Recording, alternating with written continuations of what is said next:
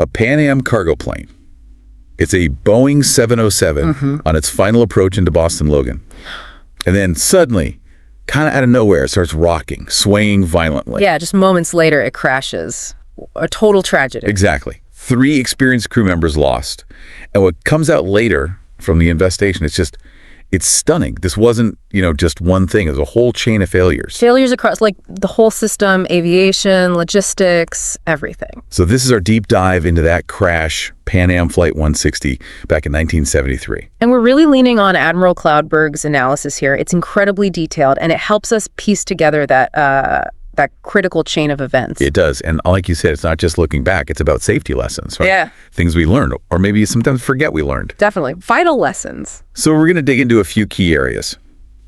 First, the cargo itself turns out it was hazardous chemicals. Then there's the plane, the 707, its design, the emergency procedures they had back then. And of course, the crew, what they faced, the decisions they had to make in those final, just awful moments. Yeah. So just to set the scene a bit, Pan Am, massive cargo operation in the 70s. This specific plane, a 707 N458 PA. Right. It was heading to Frankfurt with a stop planned in Glasgow. Okay, so that cargo, let's start there. What exactly was on board? Well, the manifest showed this pretty concerning shipment. It was heading to National Semiconductor over in Scotland. Okay. And it wasn't just, regular freight. It was a mix of corrosive chemicals. Nitric acid was a big one. Nitric acid, wow. Yeah. And the reason it was flying, speed. The semiconductor industry needed this stuff fast. So meeting it fast meant flying it, even though it was hazardous stuff. Exactly. That's the trade-off right there. Economic need versus, safety risk. And that's where the problems really begin. Okay, so first link in the chain, National Semiconductor orders the chemicals from Allied Chemical Corporation. They're part of Honeywell now, I think. Right. And they specifically asked for packaging suitable for air transport. They knew it was going on a plane. Clear instructions. But Allied Chemical, they decided to pack it for ground transport instead, even though they knew. Yeah, that's the first major red flag, especially with something like nitric acid. So tell us about the rules back then for packing nitric acid. Okay, so in 73, there were federal regulations. They said nitric acid needed tightly sealed metal containers.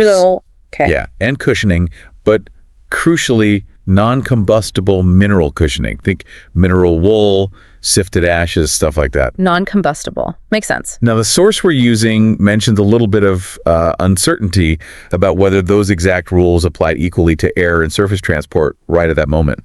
But the basic idea is secure, safe, non-reactive containment that was definitely understood, or should have been. But what actually happened was very different. Totally different. No metal containers. The nitric acid was just in glass bottles with plastic caps. Just glass bottles for nitric acid on a plane. Yep.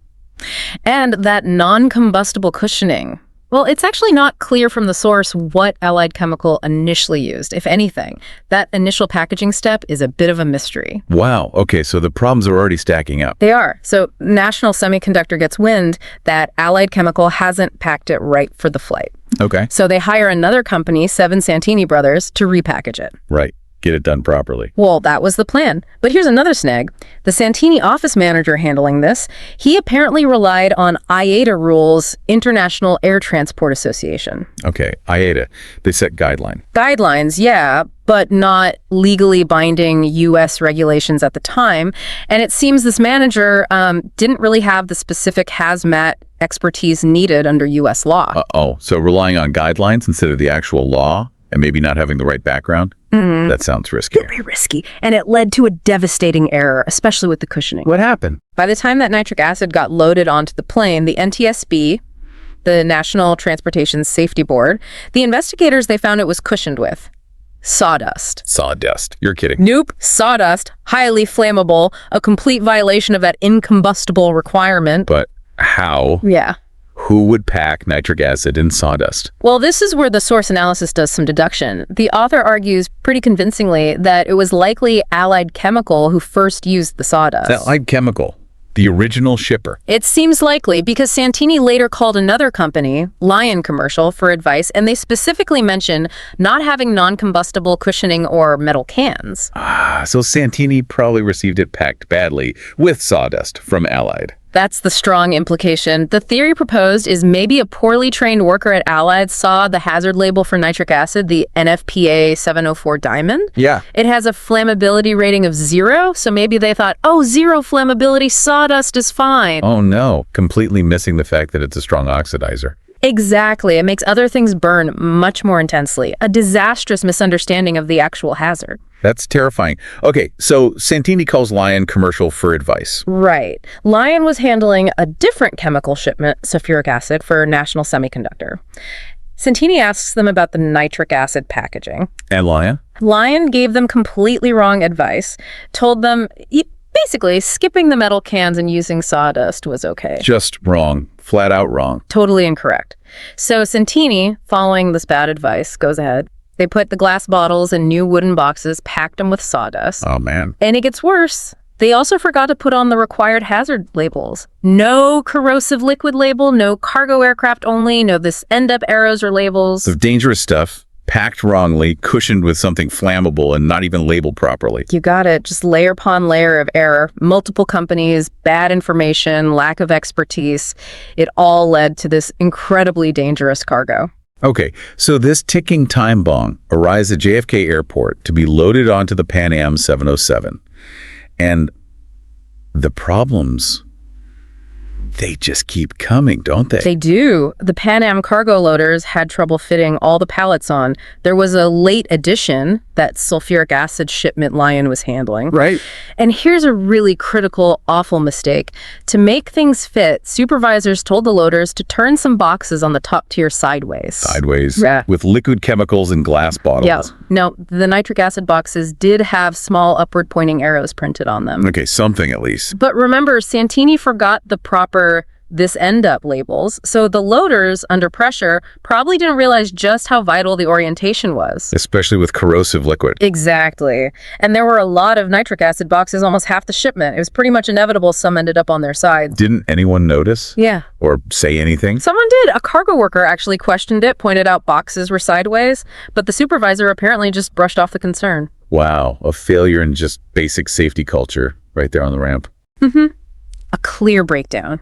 Ignoring a warning sign. And the flight crew, the pilots, the engineer, did they know about any of this? Right. About the nitric acid, the bad packing? Tragically, no. Completely in the dark. Regulations were clear then, just like now. You have to inform the flight crew about restricted or hazardous cargo. So what happened? Another breakdown.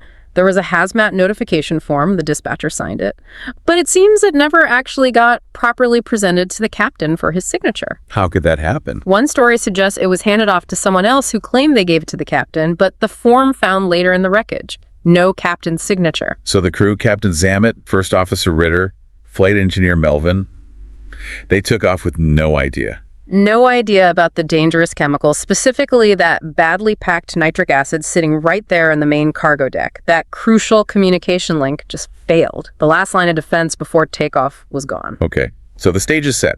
Badly packed, badly loaded, corrosive chemicals on board. Crew doesn't know. They take off. How long before things start to go wrong? About half an hour into the flight, that's when the first signs of trouble appeared. What was the first sign? Captain Zammit reported smoke accumulating in the lower 41 avionics bay. Lower 41, and that's underneath the cockpit and galley area. Exactly. Lots of electronics down there. So naturally, their first thought, their initial assumption was... electrical fire. Something overheating down there. Precisely. And that assumption, formed right at the start, unfortunately colored everything they did next. It became their mental model, and it was wrong. Did the plane systems give them any warning about the real problem in the cargo hold? Not quickly enough. The main deck smoke detectors on the 707 back then were pretty basic. How did they work? They basically drew air from the cargo hold past a little viewing window at the flight engineer station. The NTSB figured they just didn't provide a warning early enough in this case. The exact reason why they were slow isn't totally clear, but they were. So, late warning from the main deck detectors just reinforced their belief it was coming from the lower 41. Yeah, it seems so, because they saw smoke in the lower 41 first.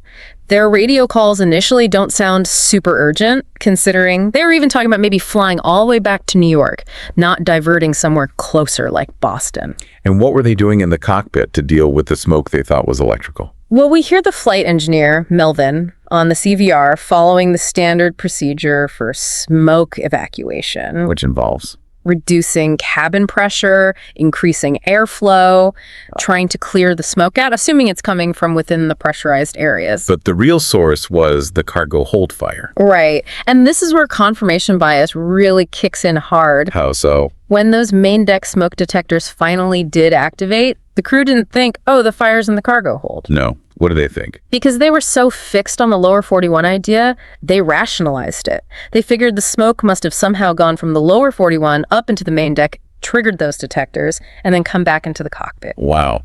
So they twisted the evidence to fit their theory? Exactly. When the grim reality was the opposite. Fire in the main deck, smoke going down into the lower 41, likely through design pathways, and then into the cockpit. And then the flight engineer made a decision based on that wrong idea. Yes. Still thinking electrical fire, lower 41, he decided to turn off the equipment cooling blower for that avionics bay. Why would he do that? He probably thought the blower itself or the equipment it was cooling was the source of the smoke. He was trying to stop it. What did turning it off actually do? It made things much, much worse. That blower normally pulled air down from the cockpit into the avionics bay. Okay. Turning it off stopped that downward flow. So now, the smoke coming from the main deck fire, which was probably getting into the lower 41 anyway, had a much easier path up into the cockpit, likely through a pressure relief vent. Oh man, so an action meant to help actually fed the smoke right to them. Tragically, yes. And there's another point here, a bit of confusion in the record. The source we looked at points out a discrepancy. The official NTSB report says the captain told the crew to shut down everything you don't need. Okay. But the actual cockpit voice recorder transcript, it apparently has the flight engineer suggesting that. That detail might seem small, but it suggests maybe things were getting chaotic.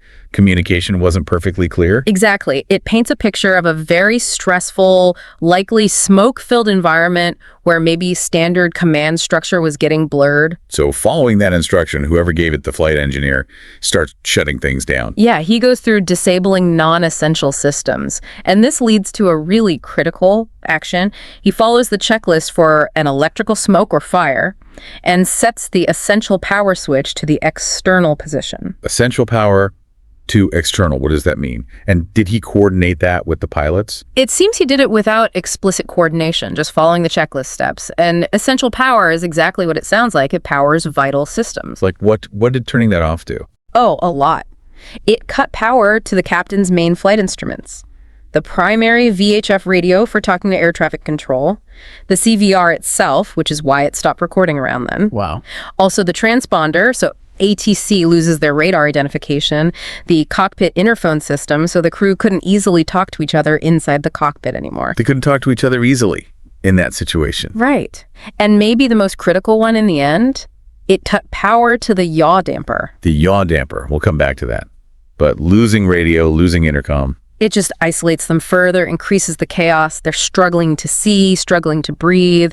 Witnesses on the ground actually reported seeing thick smoke pouring out of the cockpit window on the left side. They opened the window. It looks like it. Probably a desperate attempt based on that smoke evacuation checklist again, which, remember, wrongly assumed the smoke source was internal and could be vented, not a continuous fire feeding smoke in. So they're battling smoke. Communication's breaking down, they can barely talk to each other, and now a critical flight system, the yaw damper, is off. Yeah. And that leads directly to the final catastrophic loss of control.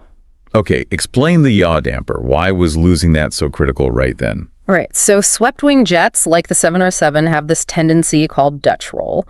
It's this kind of wobbly, oscillating motion. The nose swings side to side, yawing, and the plane rolls along with it. Okay, I think I can picture that. Uncomfortable, probably. Uncomfortable and potentially dangerous if it gets out of hand. The yaw damper is an automatic system designed specifically to counteract and prevent Dutch roll, keep the plane flying smoothly. Right. Now, the early 707s, including this specific aircraft, had a known issue. Without the yaw damper working, they were particularly prone to unstable Dutch roll, especially under certain conditions. What conditions? Low speed, high angle of attack, like when you're nose up coming into land and with flaps and speed brakes extended. Which is exactly the situation they were in trying to land at Boston. Exactly. Heavy plane, flaps set to 40 degrees for landing, probably using speed brakes to slow down. And then Bam! The essential power cut takes out the yaw damper. They were instantly in an aerodynamically unstable regime. Uncontrollable. Essentially, yes.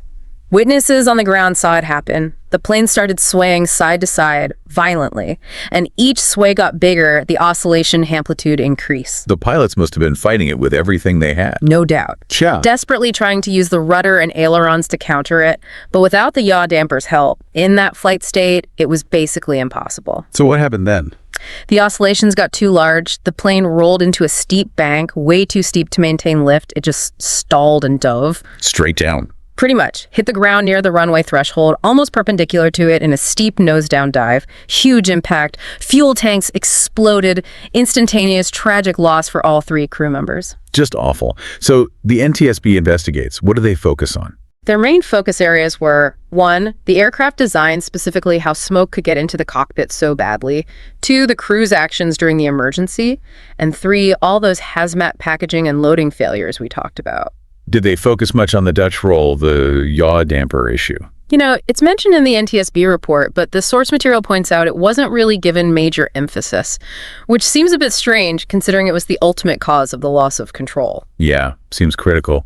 What about the fire procedures themselves? Were they even right for this kind of fire? Well, that's another huge issue. The standard 707 procedure for a cargo fire was depressurize and climb high.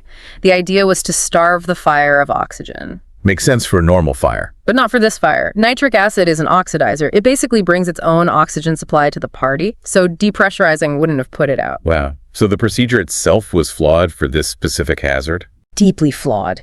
And it's a chilling echo of what happened years later with UPS Flight 6 in Dubai, a lithium battery fire.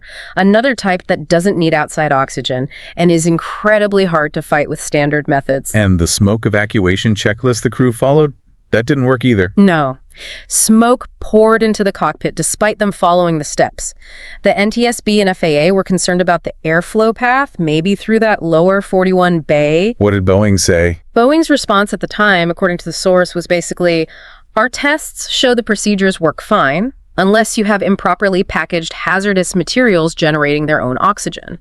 Which was exactly what was happening. Exactly. It feels a bit like sidestepping the issue that the procedures weren't robust enough for all types of cargo fires, especially foreseeable ones involving hazmat. And that thing about opening the cockpit window. You said they knew even back then it could make things worse. Yeah, the understanding existed in '73 that opening a window with a fire behind the cockpit could actually draw smoke in faster. But that warning, that caution, wasn't in the emergency checklists. Another tragic gap. And again, something repeated in the UPS 6 incident decades later. History repeating itself, unfortunately. This whole thing also seems to highlight the danger of expecting the crew to figure out exactly where the smoke is coming from before acting. Absolutely. Modern guidance is much clearer now. If you have smoke or fire of unknown origin, you land, period. As soon as possible, at the nearest suitable place. You don't waste precious time trying to diagnose perfectly while the situation deteriorates. And the flight engineer's actions, like cutting essential power without, it seems, full coordination, that points to another concept, right? Definitely. Crew resource management, or CRM. Yeah. That idea of effective communication, teamwork, cross-checking, challenging assumptions within the cockpit team. Was that a thing in 1973? Not really. CRM as a formal concept and training standard came later, partly driven by accidents like this one that showed the dangers of uncoordinated actions or one person acting alone under pressure. And that confirmation bias we talked about. The crew sticking to the electrical fire in lower 41 idea. It's just such a powerful example of it. Even when the main deck smoke detectors went off, they fit the data to their initial theory instead of maybe questioning the theory itself. Modern training really tries to make crews aware of biases like that and how to fight them. So looking back at the whole chain, the initial packaging by Allied Chemical, the repackaging by Santini based on bad advice from Lyon, the loading errors at Pan Am, it's just failure after failure on the ground. It's staggering, isn't it? Multiple companies, multiple points where someone could have, should have stopped the chain. Lack of expertise, lack of clear responsibility, bad communication. It was a systemic breakdown in hazmat handling. Did anything good come out of this investigation-wise? Did regulations change? Oh, absolutely. The NTSB recommendations after this crash were a major catalyst for change. They led to significantly stronger FAA and DOT regulations for transporting hazardous materials by air. How so? Increased responsibility placed directly on the air carriers themselves, much more emphasis on widespread, proper hazmat training for everyone involved, shippers, packers, handlers, flight crews. So things are better now. Definitely better. The regulations today are still complex, no doubt. The author of our source even mentions navigating them in, the present day, but they are far more comprehensive, more accessible, and the training is much more standardized than the kind of Wild West situation that seemed to exist back in '73. Significant progress was made directly because of this tragedy. So when you pull it all together, Pan Am 160 was just this awful convergence, wasn't it? It really was. You had the crew's flawed assumptions, driven partly by the plane's limitations and maybe confirmation bias. You had the catastrophic systemic failures in handling the hazmat before it even got near the plane. And you had aircraft systems and procedures that just weren't adequate for that specific emergency. The human element looms so large here. Confirmation bias, the lack of CRM. Absolutely. How people perform under extreme stress, how teams communicate or fail to communicate. Those are timeless factors. And while we've made huge strides in safety, in regulations, in training since 1973, much of it directly traceable to lessons from this crash, some fundamentals don't change. Like what? Like the danger of assumptions, like the absolute need for clear communication, especially when things go wrong. Those issues are still relevant. You just have to look at the parallels with UPS-6 to see that we're still dealing with some of the same core challenges, even with different technologies or different hazardous materials. It really makes you think, doesn't it? Yeah. About the risks baked into these incredibly complex systems, like aviation. Yeah. Now, how do you maintain that constant vigilance? How do you keep questioning assumptions? How do you make sure safety isn't just a box to tick, but something lived every day? Mm-hmm. And it applies beyond aviation too, right? You think about any complex industry, any system where small errors can cascade. It's a sobering reminder that seemingly minor mistakes, flawed communication, or unchecked assumptions, when they line up just wrong, can lead to absolutely devastating consequences. It's a constant learning process.